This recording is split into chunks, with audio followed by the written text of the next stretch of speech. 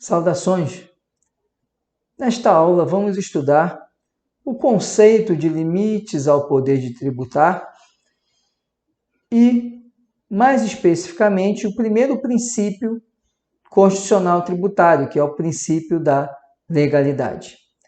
Quando eu falo em limites ao poder de tributar ou limitações ao poder de tributar, eu estou falando em situações previstas no ordenamento jurídico que restringem a atuação do Estado para impor a cobrança de tributos ao cidadão.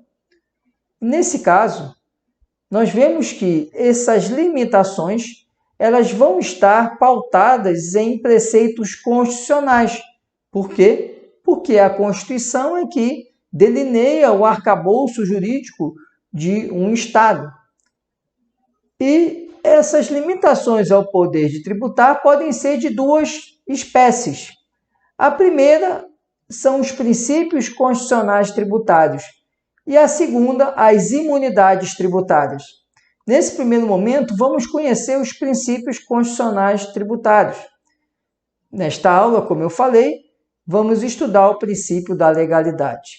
E mais à frente, encerraremos os princípios tributários e em outras aulas veremos as imunidades tributárias. A respeito dos princípios constitucionais tributários, é preciso tecer algumas considerações. Como eu acabei de explicar, os princípios constitucionais tributários são espécies do gênero limitações constitucionais ao poder de tributar. Esses princípios constitucionais tributários estão apresentados do artigo 150 ao artigo 152 da nossa Constituição. Esses princípios eles têm a natureza jurídica de garantias ao contribuinte, porque os princípios vêm exatamente trazer balizas para que o Estado, entendido como as unidades da federação, não extrapolem os limites traçados pelo poder constituinte para o exercício de sua atividade tributária. Então, os princípios, eles têm a função de limitar a atuação do Estado no poder coercitivo de cobrar tributos. E, portanto, como eles funcionam como limitadores, o Supremo deliberou que tais princípios eles são revestidos da natureza jurídica de cláusulas pétreas, significando que eles não podem ser suprimidos nem reduzidos. Qualquer alteração dos artigos 150, 151 e 152 da Constituição só pode ser realizada para ampliar os princípios tributários, ampliar garantias ao contribuinte e nunca reduzir essas garantias. O primeiro princípio que nos interessa conhecer está apresentado no artigo 150, inciso 1º da Constituição, que é o princípio da legalidade tributária. O artigo 150 caput estabelece que, sem prejuízo de outras garantias asseguradas ao contribuinte, deixando claro a natureza jurídica de cláusula pétrea por ser uma garantia ao contribuinte, é vedado, ou seja, é proibido à União, Estado, Distrito Federal e aos municípios exigir ou aumentar tributos sem lei que o estabeleça. Então, veja, o Constituinte originário deu o seguinte sinal para o legislador: não é possível exigir tributo sem lei. Não é possível criar um tributo sem lei. E mais, não se pode aumentar um tributo sem lei. A proteção não alcança apenas a criação, mas também a majoração de um tributo. Se você tiver a criação de um tributo, deverá ser por lei. Se você tiver o aumento de um tributo, também esse aumento tem que ser por lei. E o legislador, ele simplesmente falou em lei.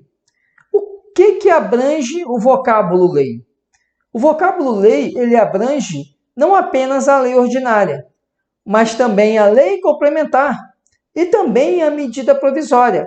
É importante que nós entendamos lei como ato proveniente do poder legislativo em sua atividade fundamental, que é a atividade legiferante, a atividade de produzir normas de cumprimento compulsório pela sociedade. Então, a lei, ela é o ato emanado do poder legislativo em razão de sua função precípua. E com isso, nesse ato legislativo, somente ele é apto para criar um tributo e para aumentar esse tributo. Em regra, nós teremos a criação de tributos por meio de lei ordinária. Veremos mais à frente a possibilidade de criação de tributos por meio de medida provisória, porque a medida provisória ela vai ser submetida ao Poder Legislativo, que vai, em seguida, converter ou não essa medida provisória em lei. E veremos a peculiaridade das medidas provisórias em matéria tributária daqui a pouco. Mas o que eu quero que vocês tenham a atenção é que, quando eu tiver um aumento de um tributo, ou quando eu tiver a criação de um tributo, quando falo em exigir, é porque vem uma lei criando um tributo. Quando tiver essas situações, para eu poder cobrar o tributo, eu precisarei de lei. Em geral, lei ordinária. Alguns tributos só podem ser criados por meio de lei complementar. E esses tributos eles estão previstos na Constituição. A Constituição já diz que somente pode criar empréstimo compulsório por meio de lei complementar. Somente pode criar o imposto sobre grandes fortunas por meio de lei complementar. Impostos residuais só podem ser criados por lei complementar. E as contribuições residuais também só podem ser criados por meio de lei complementar. Embora a Constituição, no princípio da legalidade tributária, ela se refira à exigência de lei para instituir um tributo ou para majorar um tributo, precisamos lembrar do princípio do paralelismo das formas. Esse princípio ele se refere à característica do ordenamento jurídico de que um instituto jurídico que é criado por meio de uma norma de determinada espécie só pode ser alterado por uma norma de igual ou superior hierarquia. Logo, apesar da Constituição apenas se referir à lei para exigir o tributo ou para aumentar o tributo, se eu vou extinguir o tributo ou vou reduzir um tributo, eu também vou precisar de lei. Porque se eu fizesse isso por ato normativo inferior à lei, eu estaria ofendendo ao princípio do paralelismo das formas.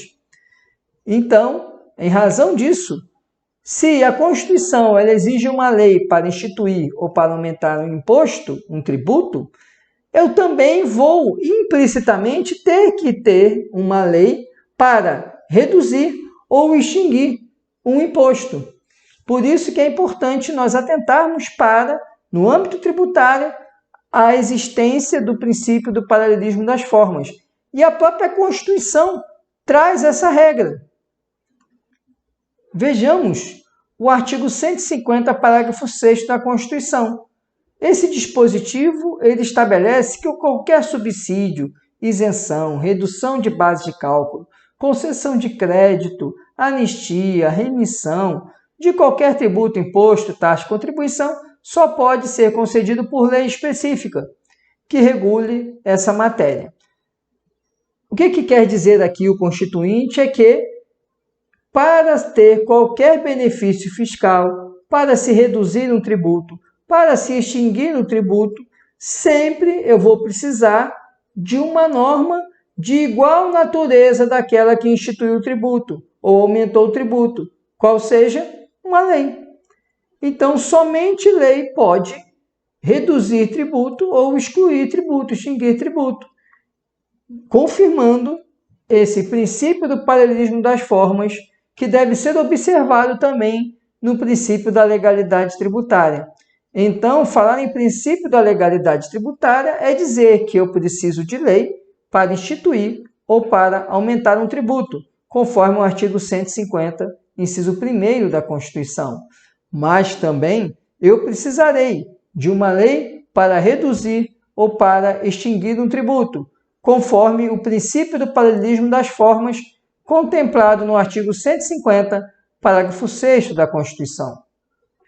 Nós vimos que multa não é tributo, porque tributo não é sanção de ato ilícito, enquanto a multa é sanção de ato ilícito. Embora a multa tributária não seja tributo, mas ela também é exigível quando o indivíduo descumpre uma norma tributária, essa multa tributária ela também deve estar prevista em lei, não por força do artigo 150, inciso 1º, que só se aplica aos tributos, mas em razão do artigo 97 do nosso Código Tributário. Vejamos que o artigo 97, inciso 5º do Código Tributário, diz que somente lei pode estabelecer a cominação de penalidades para ações ou omissões contrárias aos seus dispositivos ou para outras infrações nela definidas, significando que a multa tributária igualmente só é exigível se estiver estabelecida em lei. Então, esse artigo 97 vem explicitar, no seu parágrafo 1º, que aumento de tributo é tanto o aumento da alíquota. O que é a alíquota? É o percentual que vai incidir sobre uma riqueza econômica, sobre um valor econômico, para dali você apurar o tributo. Então, a alíquota de 10%, a alíquota de 5%, a alíquota de 20%. Mas também quando houver o aumento da base de cálculo. O que é a base de cálculo? É justamente a grandeza econômica sobre a qual vai incidir a alíquota. Então, se eu tenho uma renda de R$5.000 e eu sou tributado em 15% de imposto de renda, os R$5.000 correspondem à minha base de cálculo e os 15% à minha alíquota. E o parágrafo 1º do 97 diz que aumento de tributo é também quando eu aumento a base de cálculo. A alteração dos critérios de apuração de base de cálculo que tornem o tributo mais oneroso também deverá ser feito por meio de lei. E vem o parágrafo 2º e fala que não constitui aumento do tributo, majoração do tributo, quando ocorrer a atualização monetária da base de cálculo. O que é isso? Quando apenas eu uso índices de inflação para tornar aquela grandeza econômica estável no tempo, ela não sofrer corrosão no tempo. A finalidade da atualização monetária é não ocorrer perda de valor naquele montante, naquele valor economicamente considerado. Então, se eu tenho R$1.000, atualizar a base de cálculo é aplicar índices, por exemplo, índices de inflação, de maneira que os R$1.000, daqui a um ano, continuem valendo R$1.000 se for equiparado em relação ao ano anterior. Então, aplicar o índice de inflação é evitar a corrosão do valor monetário, do valor econômico de determinada quantia.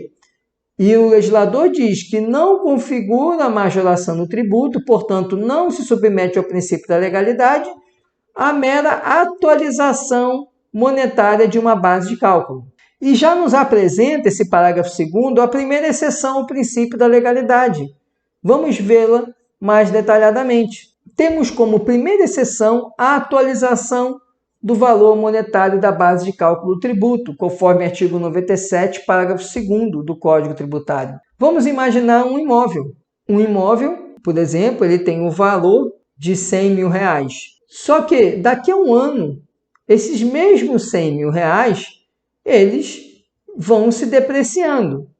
Então, para não haver perda de valor econômico, eu considero o quê? Um índice de inflação, IPCA, INPC, qualquer índice de inflação, a finalidade dele é o quê? É que os R$100.000 na data de hoje, daqui a um ano, eu consiga ter um valor econômico que equivala aos R$100.000 de agora.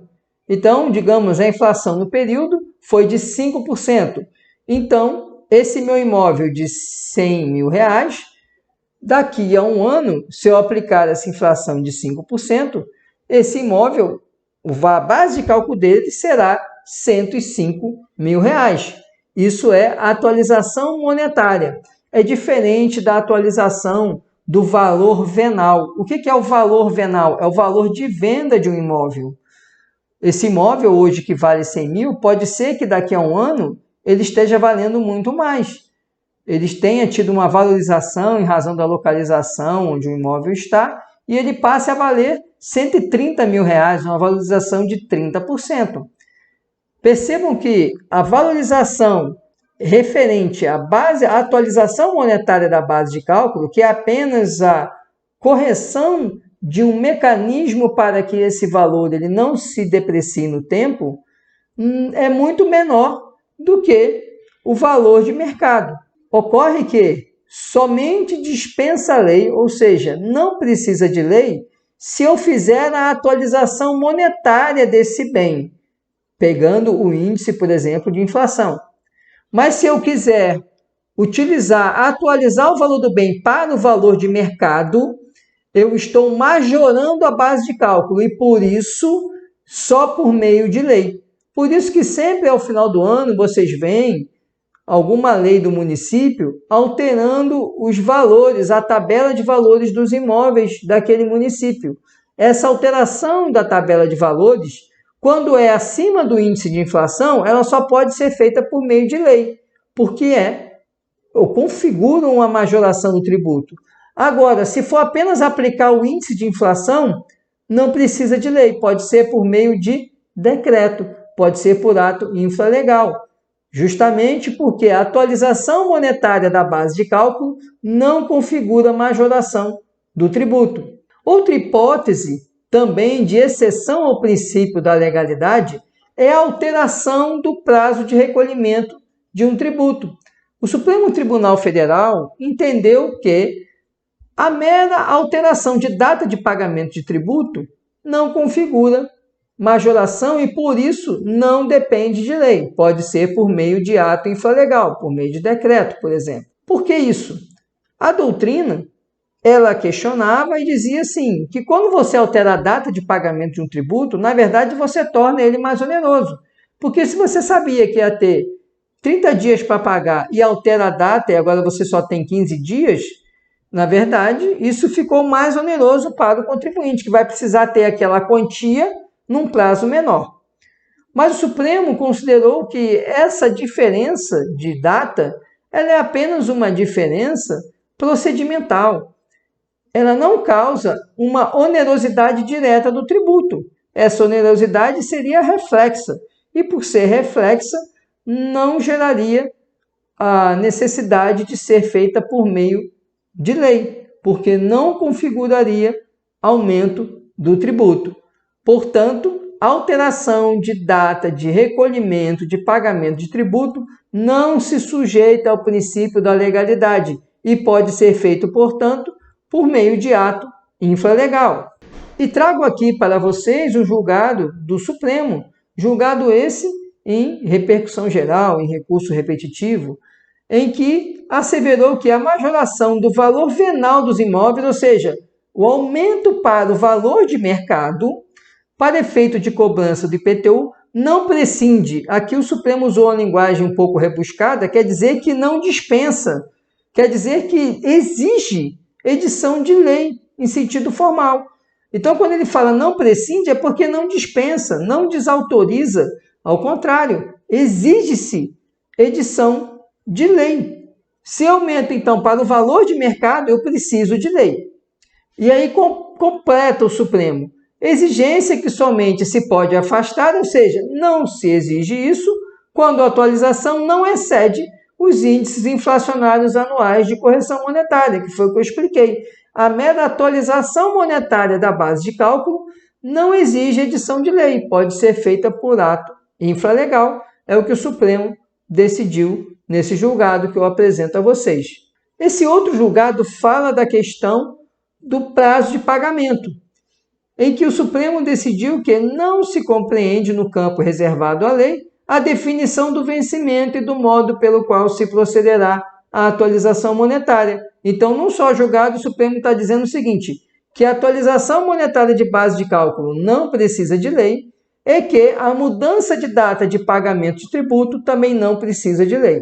Outro julgado do Supremo no mesmo sentido, em que ele fala que não se encontra sob o princípio da legalidade estrita e da anterioridade, que eu vou explicar mais à frente em outra aula, não se encontra no princípio da legalidade, ou seja, não precisa de lei, a fixação do vencimento da obrigação tributária.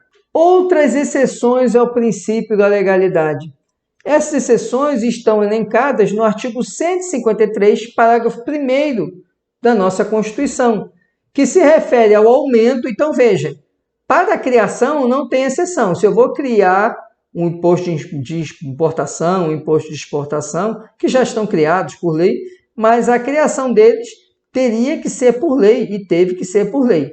Mas o aumento deles não precisa de lei. Então, quais são os impostos que dispensam lei para que sejam majorados? Imposto de importação, imposto de exportação, o IPI, que é o Imposto sobre Produtos Industrializados, e o IOF, que é o Imposto sobre Operações Financeiras. Esses impostos dispensam a edição de lei para sua majoração. Por que esses impostos estão dispensados de lei para a majoração? Porque esses impostos eles têm uma função muito importante chamada função extrafiscal. O que significa a função extrafiscal de um tributo? Significa que o tributo ele não se presta a arrecadar, a recolher dinheiro para os cofres. Essa função é a chamada função fiscal. Função fiscal é a função do tributo que visa trazer dinheiro para o cofre estatal. Função extrafiscal é quando o tributo ele é utilizado como um instrumento de política econômica ou um instrumento de política social. A função extrafiscal, portanto, ela não está relacionada com a função de arrecadar. Muitas vezes, na função extrafiscal, a intenção nem é arrecadar, é intervir na economia. Isso fica muito claro nos impostos de comércio exterior. Quais são os impostos de comércio exterior? Imposto de importação e exportação. Muitas vezes a União ela prefere aumentar um tributo. Por exemplo, digamos que ocorre um aumento na produção da safra da laranja nos Estados Unidos. E a laranja fica muito barata nos Estados Unidos. E o que acontece? O Brasil, as empresas, as indústrias que usam laranja resolvem importar laranja. Resolvem comprar laranja americana que está muito barato. Só que a compra dessa laranja americana gera um comprometimento no setor de produção de laranja aqui no Brasil. As fazendas não conseguem comercializar porque essa laranja que está vindo dos Estados Unidos está vindo muito abaixo do preço de mercado. Porque lá, se eles não venderem, eles vão ter que jogar fora. Então, eles vendem muito abaixo do preço de mercado. O que o Brasil faz? Ele tenta compensar para não quebrar o setor agrícola que cuida da produção da laranja. O que ele faz, então? Aumenta o imposto de importação. Joga o imposto de importação para 300%. Quer a União arrecadar 300% de imposto de importação? Não. Ela quer que a indústria de suco não compre laranja dos Estados Unidos ou do país que está vendendo mais barato, para não quebrar o setor da produção interna. Porque a produção interna, em tese, no exemplo que eu estou usando, ela é suficientemente abastecida pelo setor agrícola da laranja. Não necessita de exportação. Essa exportação é apenas em razão de uma descompensação do valor de mercado. E isso vai levar à quebra de muitas fazendas. Com isso, desemprego, subutilização da terra, o que não interessa. Então, por isso que ele vai e aumenta o imposto de importação. E, vejam, não dava para o Executivo esperar tramitar uma lei no Congresso Nacional para aumentar essa alíquota. No comércio exterior, as decisões têm que ser muito rápidas, porque de hoje para amanhã isso já vai impactar a balança comercial. Então, em razão disso, o Constituinte já diz, imposto de importação e exportação não depende de lei para sua majoração. Vamos imaginar aqui no caso da exportação, o mesmo raciocínio. Agora eu vou usar o raciocínio, por exemplo, com café. Vamos imaginar que o café da Colômbia, que é um café muito conhecido, teve uma quebra de produção do café da Colômbia. E com isso o café brasileiro fica com destaque internacional. O que vai acontecer? As empresas que produzem café ao redor do mundo, a indústria do café, começa a querer comprar o café brasileiro. Isso parece ser positivo, mas só que o que acontece? Como o café sobe no cenário internacional, o preço, o fazendeiro, as fazendas de café resolvem só exportar café. E com isso, você tem um desabastecimento do café, porque a indústria de café não consegue comprar, porque ela não consegue concorrer, porque como o preço do dólar está muito alto, é muito mais vantajoso para o fazendeiro vender o café para o exterior do que vender aqui no Brasil. Com isso, o que acontece? Não vai ter café para atender o mercado interno. Qual que é a solução? Aumentar a alíquota de exportação do café. Significa que a União quer arrecadar com o imposto de exportação? Não.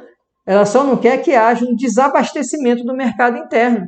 Então, aumenta a alíquota de maneira a tornar mais oneroso a saída desse café produzido aqui internamente. Essas decisões de política externa não podem esperar.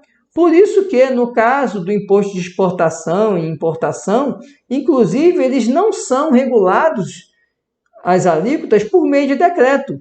São regulados através de resolução da Câmara do Comércio Exterior, porque essa Câmara de Comércio Exterior é que decide se é necessário aumentar ou diminuir uma alíquota de determinado produto, para agilizar justamente a atuação no mercado de comércio exterior. O próprio ato de resolução da Câmara de Comércio Exterior tem eficácia para fins de aumento ou redução das alíquotas do imposto de importação e exportação. Mas além desses dois impostos, também temos o IPI, Imposto sobre Produtos Industrializados. E o raciocínio aqui do IPI é o mesmo. Muitas vezes é interesse do governo aumentar ou reduzir a alíquota do IPI para intervir numa situação econômica. Vocês se lembram, uma coisa de 5 anos atrás, talvez um pouco mais, houve uma questão de redução das alíquotas do IPI de veículos. Por que isso? Porque as montadoras estavam com os pátios abarrotados de veículos, eles tiveram que parar a linha de produção e já iriam começar a demitir funcionários. E o setor automobilístico é um setor estratégico na economia de qualquer país, principalmente o nosso país, onde nós temos plantas de veículos implantadas, plantas de produção de veículos. Porque essas plantas de produção de veículos impactam não só, quando fala em demissão, essa demissão não é só da montadora. Porque eu tenho um pool de empresas que trabalham em sincronia com a montadora. Eu tenho as indústrias de autopeças. Essas autopeças, se a montadora para de comprar autopeça, o que vai acontecer? O setor de autopeça também vai demitir. Porque aquela indústria que produzia amortecedor vai parar de produzir amortecedor porque a indústria automobilística não está comprando mais. Se não está comprando, não tem carro sendo produzido.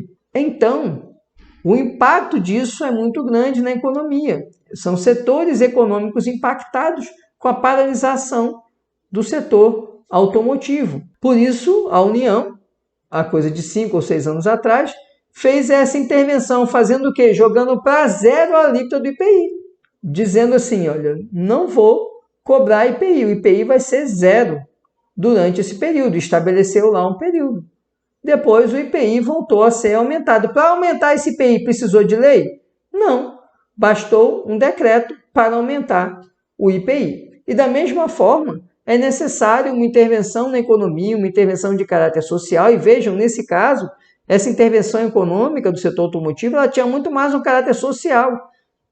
Tinha uma função econômica, mas tinha a função social de preservar empregos. Outro imposto também que é favorecido pela exceção ao princípio da legalidade é o imposto sobre operações financeiras. Esse imposto incide sobre operações de empréstimo, de câmbio, de seguro. O que acontece?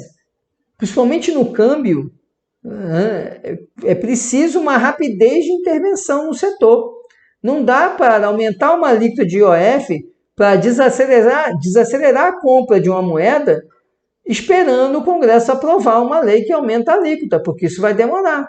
Então, qual que é a solução? O constituinte originário deixou livre da necessidade de realizar o aumento através de lei, no caso do IOF. Esse aumento pode se dar, portanto, por meio de decreto. Então, se eu precisar, se está havendo uma alta muito grande do dólar, ou o contrário, aconteceu uma baixa repentina do dólar e todo mundo começou a comprar dólar. Como todo mundo foi comprar dólar, o dólar começa a subir. O que o governo faz para frear a compra do dólar? Ele aumenta a alíquota do IOF, porque aí eu não vou querer comprar, porque já não compensa mais eu fazer essa compra. A mesma coisa, determinadas operações de aplicação financeira são também tributadas pelo IOF. Se eu quero acelerar o mercado financeiro, o que eu faço? Eu reduzo o IOF. Se começou a haver uma especulação muito grande, com essa especulação, o dinheiro que precisa estar depositado em bancos, ele está se reduzindo, porque a pessoa, ao invés de manter os depósitos de curto prazo, começou a aplicar no longo prazo e vai começar a faltar moeda circulante, o que eu faço? Eu aumento o IOF das aplicações financeiras, de maneira que não vai interessar aquele indivíduo fazer mais aquela operação de longo prazo. Ele vai preferir usar outras operações, de maneira que eu vou ter os depósitos a curto prazo maiores, e com isso o banco tem mais recursos para realizar empréstimos e favorecer investimentos. Então, o IOF também precisa dessa agilidade, por isso que ele pode ser aumentado e também reduzido, independente de lei. Pode ser feito por meio de ato infralegal, no caso, decreto. A respeito do aumento de alíquotas de imposto de importação e exportação por meio de resolução da Câmara de Comércio Exterior, trago aqui uma decisão do Supremo em repercussão geral, em que o Supremo afirma que é compatível com a Constituição a norma que atribui a órgão integrante do Executivo a faculdade de estabelecer as alíquotas do imposto de importação e, no caso, de exportação, já que é uma competência que não é privativa do Presidente da República, que é passivo de delegação. Por ser passivo de delegação, então, fica autorizado, o ato, ou seja, o decreto que delegou à Câmara de Comércio Exterior a alteração das alíquotas do imposto de exportação. Outra exceção ao princípio da legalidade está previsto na Emenda Constitucional número 33. Essa emenda instituiu a contribuição de intervenção no domínio econômico sobre combustíveis e também inseriu o chamado ICMS monofásico incidente sobre combustíveis. O que essa emenda constitucional trouxe? Trouxe que a redução e o restabelecimento de alíquotas da CID combustíveis, ela pode se dar por ato do Executivo. Ato esse que vai ser o decreto. Assim como a alteração das alíquotas do ICMS, que incide uma única vez sobre os combustíveis. Essa alteração dessa alíquota do ICMS também vai se dar por um ato infralegal. Só que no caso do ICMS, é o convênio que vai fazer as alterações dessas alíquotas. Por fim, eu gostaria de externar para vocês a peculiaridade das medidas provisórias. Primeiro, afirmando para vocês que é possível uma medida provisória que institua um tributo ou que aumente um tributo. Isso só não vai ser possível, primeiro, nos tributos que só podem ser alterados por meio de lei complementar, porque não é possível a utilização de medida provisória para regular matéria de lei complementar. Isso faz com que eu não possa ter medida provisória que institua ou aumente o empréstimo compulsório, que institua ou aumente o imposto residual, a contribuição residual ou o imposto sobre grandes fortunas, porque esses tributos só podem ser criados ou majorados por meio de lei complementar. E medida provisória, repito, não pode tratar de matéria reservada à lei complementar. Além disso, a medida provisória não é necessária para regular as exceções que acabamos de conversar: fixação de data de vencimento de tributo, majoração da base de cálculo com a aplicação de índices financeiros, de índice de inflação, os impostos tratados no artigo 153, incisos 1, 2, 4 e 5, que são imposto de importação, exportação e IPI e IOF, eles não precisam ser tratados por meio de medida provisória.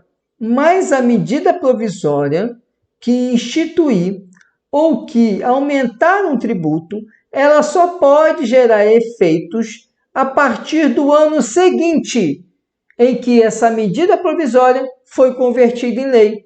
Ou seja, se hoje o presidente da República fizer uma medida provisória, majorando a alíquota do ITR, pode, não há problema nenhum. ITR, Imposto Territorial Rural, competência da União, ele pode fazer uma medida provisória para aumentar a alíquota do ITR, não há problema. Só que esse aumento dessa alíquota do ITR só vai gerar efeitos no ano seguinte em que essa medida provisória for convertida em lei. Digamos que essa medida provisória passe ali do outro ano sem ter sido convertida em lei. Então foi feita a medida provisória agora em 2020, passou os 120 dias e já entrou em 2021. E só lá em janeiro de 2021 essa medida provisória é convertida em lei. Significa que esse aumento da alíquota do ITR só vai poder ser cobrado quando? Em 2022. Por isso que nós não vemos mais, a partir da emenda constitucional 32, nós não vemos mais a criação de tributos ou aumento de tributos por meio de medida provisória.